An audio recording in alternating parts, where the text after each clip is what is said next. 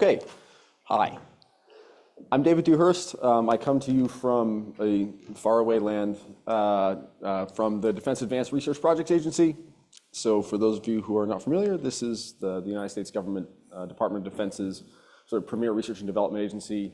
We invest about $4 billion a year in sort of transformative research and development programs.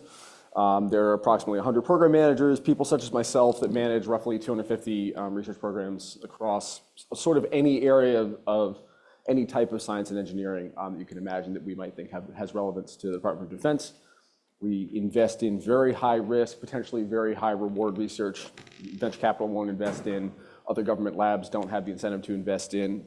Universities won't invest in by themselves. We try to make those crucial judgment calls and invest in what's going to change the Department of Defense's mission 5 to 50 years out. I'm going to talk to you today about an ongoing program that I manage called Resilient Supply and Demand Networks.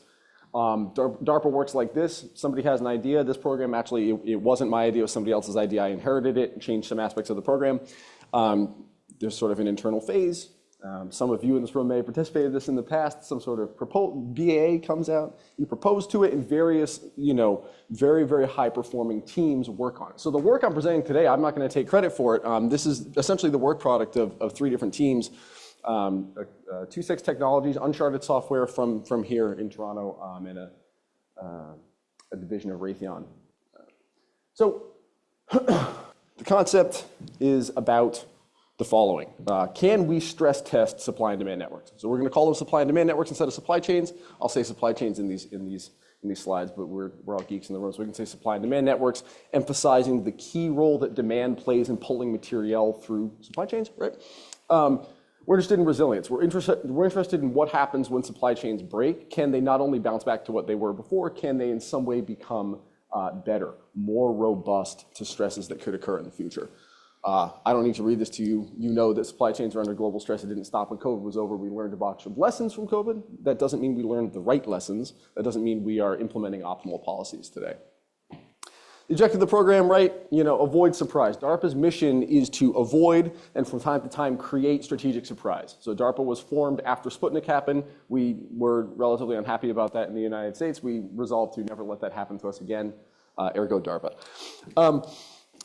Who's going to use this? So our objective, the 10-year vision of the program, is that stress testing of supply chains becomes common practice across industries, across the United States government, across other governments too, should they wish, although I can't speak for them, of course. Okay, that's the goal of the program. Where are we in the program? So the various performers have developed a bunch of underlying data structures, a bunch of underlying risk analytics, and crucially, forward and reverse stress testing frameworks. I'll get into what those are in a second for those of you who aren't familiar, don't come from that kind of financial background. We have sort of an alpha prototype of the system developed. We're continuing to develop that. We're piloting it with early adopters across USG and Commerce right now. We have about 18 months of the program left, lots of work left to do. So how does this entire concept work? I've described some of it. Already. They're sort of above and above the water and below the water. Above the water, how do you simulate various things that could occur to a supply chain? The world of possibilities is really vast. Don't bring me problems, bring me solutions. Those of you who work with sort of C-level executives say these sorts of things all the time. We have to deal with this stuff all the time. Anytime you characterize an issue, you must also characterize a response to that issue and the cost of that response and possible outcomes of taking that response, right? There's lots of stuff living under the iceberg that many, if not all of you in here will be familiar with, but that we constantly have to remind people of. There's data challenges. Where do you get the data to create a good supply chain representation?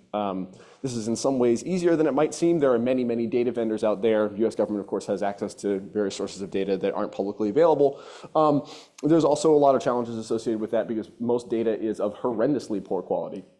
Most financial data, the financial data we're interested in is data about individual transactions. So you can think of, for example, offtake agreements from a mine or something like this. This data is hard to come by. Oftentimes people will just lie to you and sell you bad data, things of this nature. We have to deal with this all the time. So we'll kind of step through these step through these areas one by one. Simulations, what are we doing? So in these charts, we kind of compare a typical financial approach. So you might have heard of stress testing from sort of a central bank context when you're a large or even medium-sized depository institution or other sort of large systemic financial institution, systemically important financial institution, you have to conduct stress tests. And generally, when we talk about stress tests, we mean forward stress testing. So we mean given an enumerated set of well, easily characterized events that could take place, and a random variable of interest. I'm a recovering statistician, so I speak like this. What does the probability distribution of that variable of interest look like when your, in this case, your balance sheet, your counterparty network maybe are perturbed in this, using this set of enumerated perturbations? Reverse stress testing is turning things around the other way. So if you say, I know what a good, robust bank looks like, I know what I wish my balance sheet were to look like, or I know what a really bad scenario for my bank is, what are the preconditions that led to either that good or bad scenario? Crucially, from that we derive, what are the actions that we can take to move the preconditions that led to the bad scenario to the preconditions that led to the good scenario, right? What is a minimal set of actions we can take to get to that good set of preconditions? This is the same sort of for supply chains too. My claim, those of you in the room who deal with macroprudential stress testing may disagree, is that supply chains are much, much harder. Their sort of data is harder to come by. The networks can be extraordinarily large. Your counterparty network and your implicit, nth degree counterparty network is very, very, very large. The sources of risks are many-fold past what a normal financial institution would consider. Those of you that come from a reinsurance background may disagree with that. Reinsurance probably has some commonalities with what we're thinking about. So the prototype system that we're building tries to capture all of this kind of information in one place. So this is a visualization made by Toronto's own Uncharted Software. They do a great job. They're sort of the analytics group on our program. So what we try to do is we try to capture in one place sort of all aspects of this supply and demand network on which we're conducting a stress test. We try to represent what would happen given particular shocks, how fast would that system recover from. The program currently is still developing the reverse stress testing capability. This is, as you may have gathered from the description, much harder to do than is forward stress testing. Reverse stress testing, forward stress testing kind of looks like this. If you imagine we have an underlying supply chain representation, this is a semantic graph, so you can think of a bunch of RDF triples that are sort of represented in that we talk to via a graph database. The entity that is doing the stress testing, Raytheon BBN, has constructed sort of a variable granularity agent-based model of that system. And the parameters of that agent-based model are in some way calibrated from and use the underlying supply and demand network representation. And that supply and demand network representation is evolved forward in time, as you would do potentially in a macroprudential context. But of course, there are sort of heterogeneous agents interacting here. There are geographic considerations.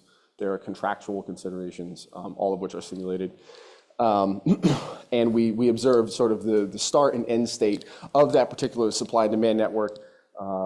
The importance of that is modulated via a set of risk analytics that would be in a full scope prototype sort of represented to us by an operational partner, right? So you can think of, for example, we're working with Army Materiel Command. So in the United States, Army Materiel Command is the component of the U.S. Army that buys all of the ammunition, all of the food, et cetera, that Army needs to operate. I kind of already went into this right now. The other functionality that we've been developing is the ability to compare different alternatives. So as we move from sort of the fully implemented forward stress testing capability that we have now into the much more difficult but hopefully more insightful reverse stress testing capability, it's crucial for us to be able to say, first of all, different preconditions, what are the differences in the distributions of interest, right? Number one, but number two, given that I take a particular action to in some way correct the state of the APN, the SDN, or implement what we call, one of our performers calls resilience tactics to in some way make that SDN more resilient to the shock in the first place. Can we select an optimal action? Can we select an optimal resilience tactic?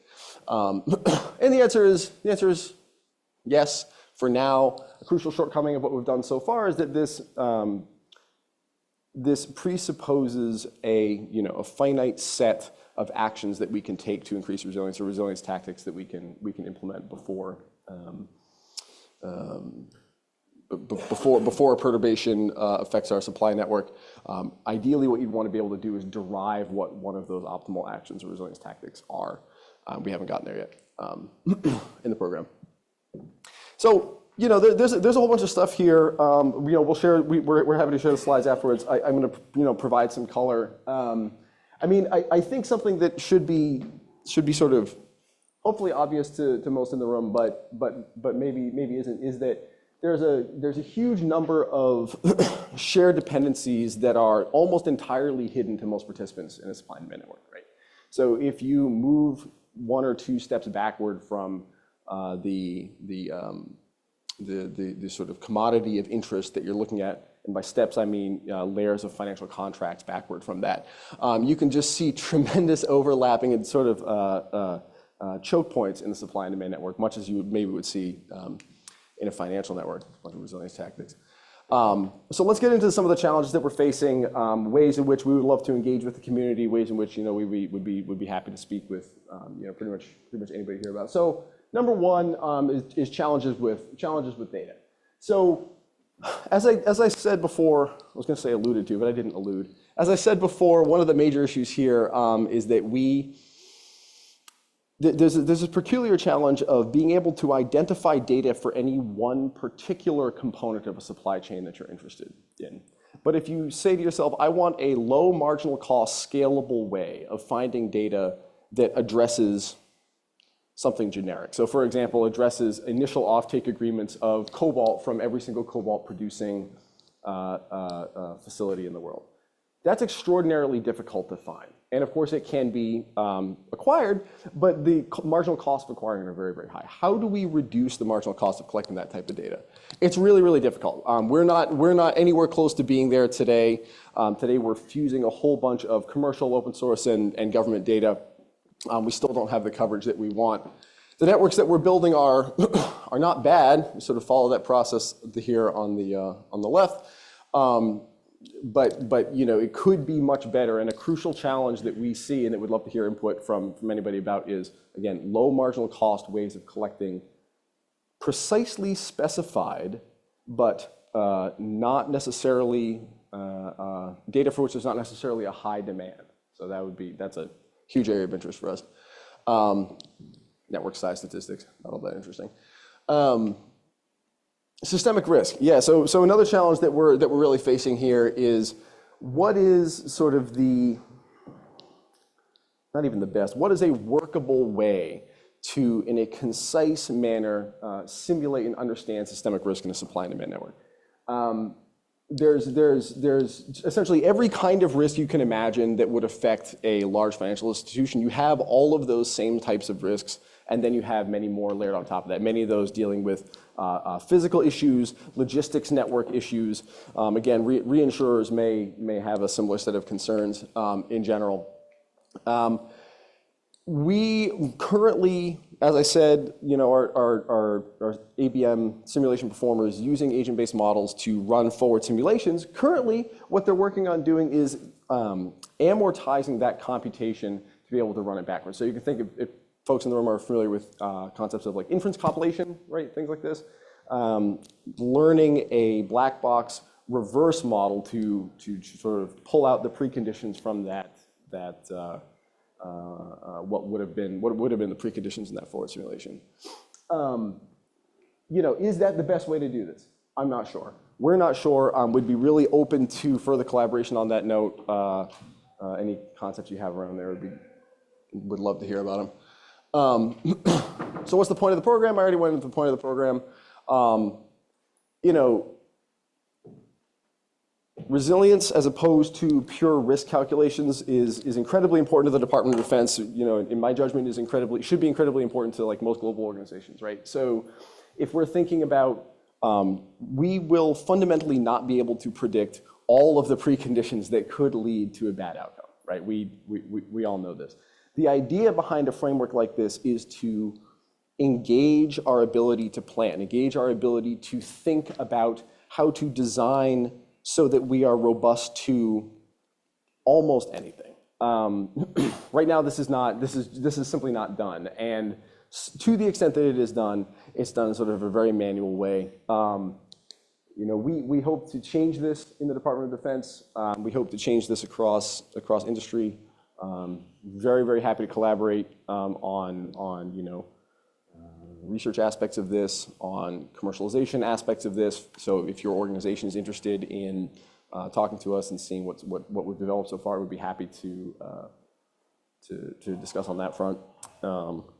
And with that, I will take questions if there are any.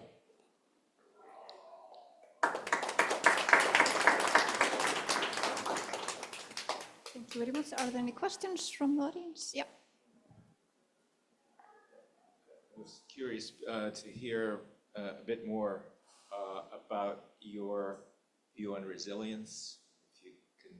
What about resilience? How are you defining it? Yeah, sure. So abstractly, I mean, I shared this. So abstractly, the concept of resilience is that conditioned on the fact that an adverse event has happened. So you have a utility function at hand, you have a value function at hand or something, right? Conditioned on the fact that an adverse event has happened, two ways, considered jointly usually. One, how fast does it take to get back to at least, you know, roughly very close to that initial point, that initial value function that you had assessed of your network. Normally one says the initial state of the network. That's not actually true. We don't care about that. We have a value function over that network, AKA, you know, how fast can I get a good? How much of that good can I get? So on and so forth, right? How fast can you get back to that initial level of the value function? The sort of holy grail of resilience, if you will, is actually in some way we adapt the structure or the dynamics of that network such that that value function is actually in a higher place after the initial bad perturbation. That's normally what is said.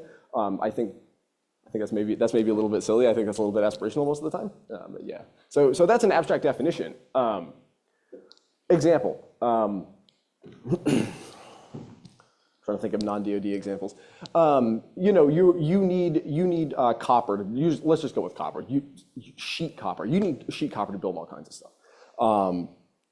You cannot control, for example, what the labor situation is in Chile. People may decide to go on strike. A shipping line from Chile to China, where most copper is refined, may stop shipping because fuel oil costs too much or something like this, right? The quantity of interest you're interested in is, you know, amount of time until I receive enough copper. So, stuff like that. Mm-hmm.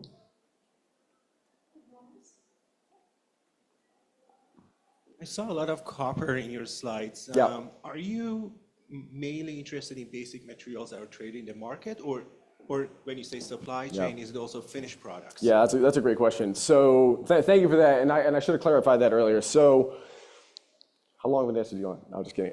So bottom line up front, we're interested in the capability should work if we do it correctly. A full scope capability, 18 months from now, should work for essentially any kind of supply chain information you can kind of ram into one of these semantic graph databases that we're working for, as long as you use the ontology that we've developed, in theory. Is that true? I have no idea. Ask me 18 months from now. Right now, what are we doing? Literally right now, we're focusing on copper because that is a sort of, I refer to it as a minimally complex example. It's not a simple supply chain. It's not the world's most complex sort of supply chain. So it's a minimally complex supply chain enough for us to accumulate evidence for or against the technical hypothesis that you can stress test supply and demand networks. And if, in my judgment, we accumulate enough evidence for that technical hypothesis, we will first immediately expand scope to other critical materials. So in the US, we have the US Geological Survey, which is like our geology people, and they have a list of things that they call critical materials. So we'll expand scope to that. But we're absolutely interested in finished products. So for example, I'm very interested in sort of 20 to 40 nanometer chips. And in sort of various supply chains relevant to synthetic biology for reasons that we could discuss. Okay, So we have one question online and one more from the audience. Maybe we can take the online question. Sure. Oh, I have to read it. This is exciting. Yeah. Let's see. If I understand correctly, your current approach to reverse stress testing is to implement a form of backpropagation. Does this improve results significantly over a regression-based approach? Have you considered using a brute force approach where you test a large number of configurations? Super cool question. We'll go LIFO. So have you considered using a brute force approach? Yeah, I mean, fundamentally, that's what forward stress testing is when you just run a whole bunch of simulations forward, right? I mean, you can almost think of that as reverse stress testing. This is, as we know from statistics, called rejection sampling. It's extraordinarily inefficient. Does this improve? Okay, I guess I can't go LIFO anymore. Is to implement a form of backpropagation. Maybe I didn't explain it very well. Bottom line up front. So for those of you in the statistics literature, you may be familiar with a paper out of Frank Wood's group called, I forget what the title is. There's a concept of inference compilation. Essentially, the question is, how can you do statistical inference over sort of efficient statistical inference over sort of arbitrarily complicated probabilistic models? And the beautiful, wonderful answer in that paper, positive answer, is to say, go and amortize your computation up front by running a whole ton of forward simulations and learn a black box model, differentiable forward and reverse black box model of how inputs and outputs map to one another, including all the random choices taken within the course of that model, and then be able to run queries on this sort of simpler black box model. Okay, so the concept of reverse stress testing that our performer is using is akin to this. They're actually using a Koopman operator-based approach to learn a reverse model from forward trajectories of a stress test. I don't know that I'm sure, I guess it's a kind of backpropagation, but that's what it is. Does this improve results significantly over a regression-based approach? Great question. I don't think they've tested that. I will ask them, and I appreciate your asking. Thank you for the presentation.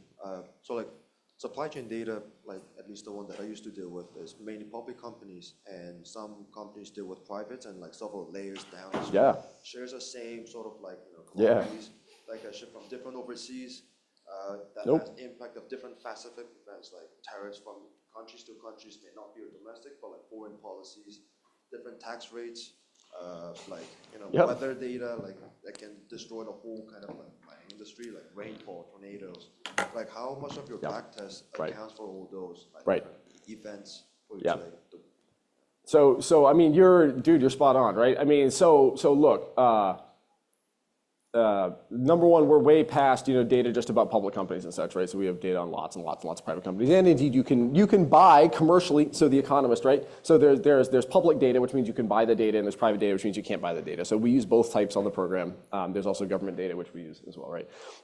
We have data on public companies. We have data on private companies. We have data on lots and lots of stuff. It's still not enough. Do we take, so any kind of hole you want to poke in, do we have the right data for that? The answer is almost definitely no, or not enough, or we could still find better ways to use it, for sure, number one. Number two, weather. Weather is like a huge thing. We don't account for weather right now. We actually had a meeting 2 weeks ago. That was a big thing that came up. That's something we're thinking about. I think broader, and then I'm gonna get kicked off because I'm talking for too long. So sort of broader picture, in my judgment only, the race for data acquisition is futile because you will never have enough data to answer all of the questions that you want, usually.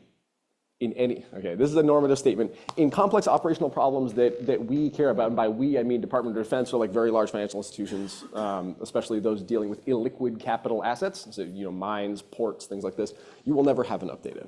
And the question instead might be, what are the next K most valuable data sources, judging by some sort of value of information metric where I have a utility function at hand? And your question is relevant to that as well. And I don't think we've done a good enough job on acquiring data in that way thus far, and we're attempting to fix that right now as an insightful question. Thanks. Okay, let's thank the speaker again.